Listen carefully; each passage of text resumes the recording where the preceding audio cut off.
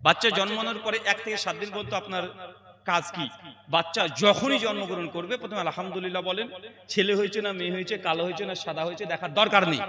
যদি ছেলে সুস্থ থাকে আলহামদুলিল্লাহ, শুকরিয়া আদায় করেন যে ছেলেটা সুস্থ হয়েছে, বিকলাঙ্গ হয়নি, অ্যাবনরমাল হয়নি, হার্টের দুর্বলতা নিয়ে জন্মগ্রহণ করেনি। সাদা কালোতে কি যায় আসে? আগে নিজেকে ফিট করেন যে আল্লাহর পক্ষ থেকে গিফট পেয়েছেন, শুকরিয়া আদায় করেন। আমরা এই জায়গা থেকে অনেকেই বেকায়দায় পড়ে যাই। দেখা যাচ্ছে চাচ্ছিলেন মেয়ে, এটা হয়ে গেছে ছেলে, মনটা খারাপ হয়ে গেল। আপনি চাচ্ছিলেন যে ফর্সা হবে, একটু কালো হয়ে গেছে, মনটা আবার খারাপ হয়ে গেল। আরে ভাই, এগুলো ডাজ নট ম্যাটার। আপনি দেখেন ছেলেটা সুস্থ হয়েছে কিনা, কথা বুঝতে পারলেন? ছেলেটা সুস্থ হয়েছে কিনা। দেখছে ছেলে আপনার ফর্সা হয়েছে, ছেলে চেয়েছেন ছেলে হয়েছে, কিন্তু হাত ফুটনে জন্মগ্রহণ করেছে, কি করবেন? গোটা বাড়ির জমি বিক্রি করে দিলেও ওটা সারতে আপনার সব শেষ হয়ে যাবে। তাই ছেলে সুস্থ হলেই আল্লাহ শুকরিয়া আদায় করেন, পারলে 2 রাকাত নামাজ পড়েন। তারপরে কি করবেন?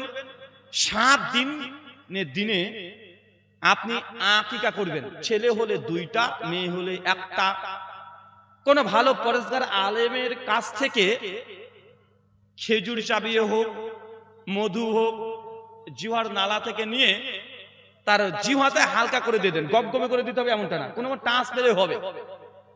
একটা সমস্যা, যেমন আজান দিয়ে আমরা একামত দিই, বাচ্চা হলে আজান দিতে হবে এই মর্মে হাদিস সহিহ না, একামত দিতে হবে এই মর্মে হাদিস সহিহ না। শেখ আল্লামা নাসিরউদ্দিন আলবানী রাহিমাহুল্লাহ তার ইরওয়াউল গালিলের মধ্যে 527 নম্বর হাদিসের অধীনে তিনি আলোচনা করতে করতে করতে করতে বলছেন যে বাচ্চার কানে একামত দেওয়ার হাদিস এটা যঈফ। আর কিছু বর্ণনাকে তিনি মওযু বলেছেন, কিন্তু আজান দেওয়ার হাদিসকে তিনি হাসান বলেছিলেন প্রথমে। পরবর্তী সময়তে শেখ আলবানী রাহিমাহুল্লাহ যখন তিনি সিলসিলা হাদিসে যঈফ আল মাওযুআত রচনা করেছেন, লিখছেন, ওই সময়তে তিনি তারাজুদ করেছেন, মানে তিনি রুজু করেছেন যে না, আসলে একামত আযান দেওয়ার হাদিসে সহিহ পর্যায়ে পৌঁছায় নি। এই জন্য বাচ্চা জন্মানোর পরে আযান অথবা একামত দেওয়া সহিহ সূত্রে প্রমাণিত নয়। হাফেজ জুবার আলী জাই রাহিমাহুল্লাহ তার গ্রন্থ ফতোয়া ইলমিয়া তার মধ্যে আলোচনা করতে গিয়ে বলছেন, তবে বাচ্চার কানে কানে আপনি আজানে বাক্যগুলো বলতে পারেন, সুর দেওয়ার দরকার নেই, আজানে বাক্যগুলো। হাদিস যদিও যঈফ, কিন্তু মুসলিম উম্মাহর তাওয়াতুর আমল দ্বারা চলে আসছে, কথা বুঝতে পারলেন? এই যে তিনি ইজমা দাবি করেছেন, ইমাম ইবনে হাজম তাহলে মুহাল্লালিল আসারের মতো আলোচনা করছেন, এটা মুসলিম উম্মাহর ইজমা দ্বারা প্রমাণিত যে বাচ্চা জন্মগ্রহণ করলে ছেলে হোক চাই মেয়ে হোক আজানে বাক্যটা বলে দিতে পারবেন, সুর করা দরকার নেই। কে বলবেন? যে কেউ বলতে পারে, বাপ বলতে পারে, মা বলতে পারে, বোন বলতে পারে, যে কেউ বলতে পারে, কোনো সমস্যা নেই। শুকরান। নেক্সট প্রশ্ন, স্ত্রী মারা গেলে তার নিজের বোনকে কি বিয়ে করা যাবে? স্ত্রী যদি মারা যায়, নিজের বোনকে, মানে স্ত্রীর বোনকে কি বিয়ে করতে পারবেন? নিজের বোন বলতে আপনার বোন না।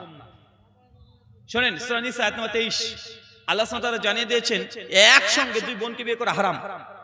মানে বড় বোনকে বিয়ে করেছেন, আবার আপনার স্ত্রীর মেজ বোন বা ছোট বোন আছে, বিয়ে করেছেন, হারাম।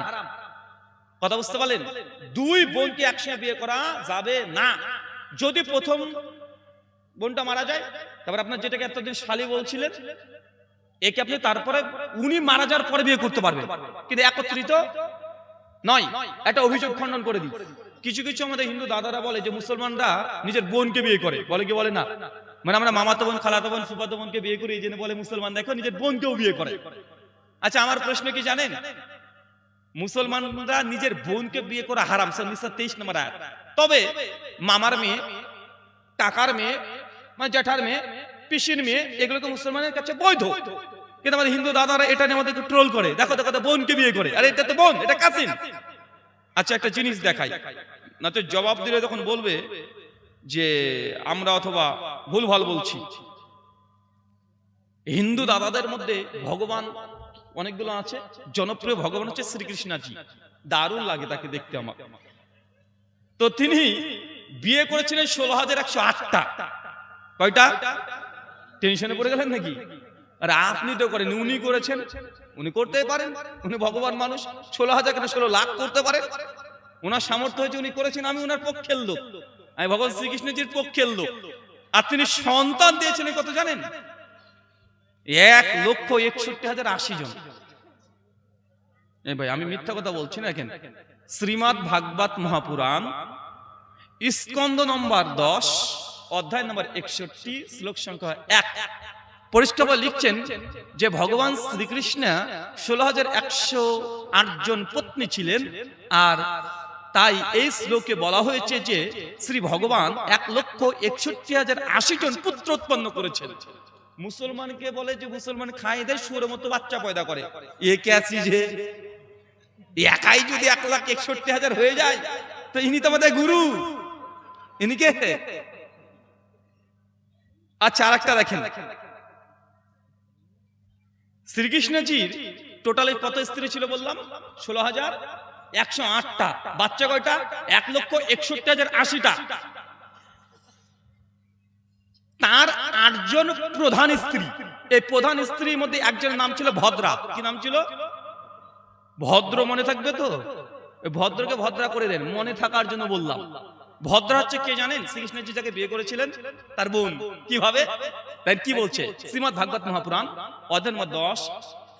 স্কন্ধ 10 অধ্যায় 58 শ্লোক সংখ্যা 56। এখন টেকনোলজির যুগ তো, দেখতে পাবেন। ভদ্রা ছিলেন কৈকেয় রাজ্যের রাজকন্যা ও শ্রীকৃষ্ণের পিসি সুকৃতির কন্যা। সন্তদন প্রমুখ তার ভ্রাতাগণ যখন তাকে শ্রীকৃষ্ণের উদ্দেশ্যে অর্পণ করলেন, ভগবান তখন তাকে বিয়ে করলেন। তা শ্রীকৃষ্ণের কে হচ্ছে? ভদ্রা। পিসির মেয়ে। কার মেয়ে? মানে আপনার ভাষা বিটির মেয়ে, মানে আপনার বাপের বোনের মেয়ে।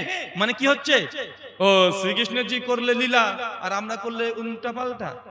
আর উনি নিজেই তো করেছে, নিজে বোনের সঙ্গে বিয়ে করেছে। ভগবান শ্রীকৃষ্ণজি করেছে, তার আরেকটা স্ত্রী ছিল, উনিও সেম একই কাজ করেছে। মিত্রাবিন্দা। মিত্রাবিন্দা শ্রীকৃষ্ণের আরেক পিসির মেয়ে। এটা শ্রীমদ্ ভাগবত মহাপুরাণ স্কন্ধ 10 অধ্যায় 58 শ্লোক সংখ্যা 31। এটা পড়তে আমার ভালো লাগে। আমার এটা পড়ি, কি বলছে দেখেন। হে রজন, বিপক্ষের সকল রাজাদের চোখে সমানে তার পিসি রাজাধিদেবীর তনয়া রাজকন্যা মিত্রাবিন্দাকে শ্রীকৃষ্ণ বলপূর্বক, এটা খুব ভালো লাগে, বলপূর্বক মানে কিডন্যাপ, অপহরণ করিলেন, তারপর বিয়ে করিলেন। শ্রীকৃষ্ণজি তার নিজের বোনকে কিডন্যাপ করে তুলে নিয়ে গিয়ে বিয়ে করেছে। মুসলমান আমরা মামার মেয়ে পিসির মেয়েকে বিয়ে করলে আমাদের দোষ, তো এ কে আছে যে? ভাই আমরা বলি না যে শ্রীকৃষ্ণজি অনৈতিক কোনো কাজ, ঠিকই করেছে উনি। আমরা শ্রীকৃষ্ণজির পক্ষের লোক।